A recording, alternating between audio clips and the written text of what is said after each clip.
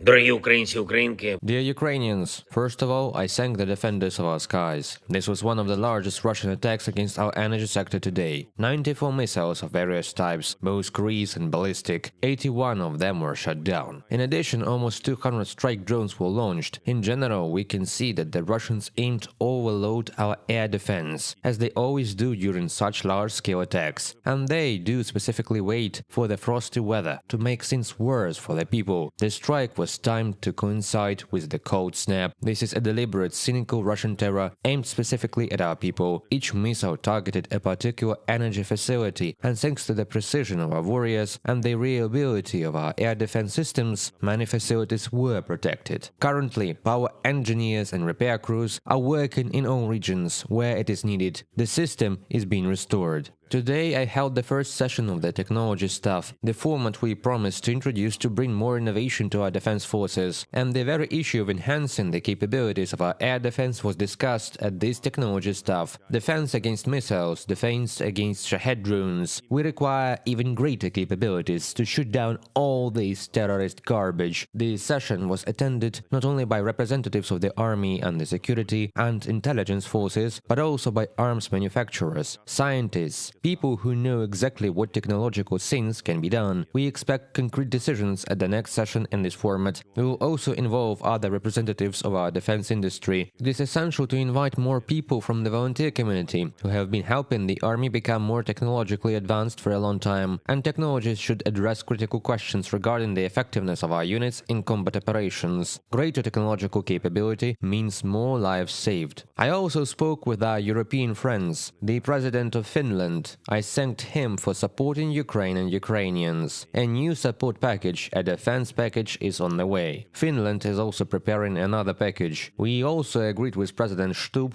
that Finland will work with our requests for additional air defense systems. We also focused on how to work more actively with our partners in security guarantees and bringing peace closer. I had a conversation with the Prime Minister of Latvia about our cooperation at the bilateral level and in coordination with other Baltic and Nordic states. The GEF, Joint Expeditionary Forces Summit, is being prepared, a format for cooperation in Northern Europe, and British leadership is clearly visible there. Ukraine always joins in, and we discussed the need for our full participation as a full-fledged member of these forces. I am grateful for the willingness to help us staff a brigade together with other partners in the Baltic and Nordic countries. We are already preparing for meetings in Brussels next week with European leaders. And one more thing, there is a new defense package from the United States of America that includes, among other things, missiles for air defense, for HIMARS systems, as well as artillery. The package is worth $500 million.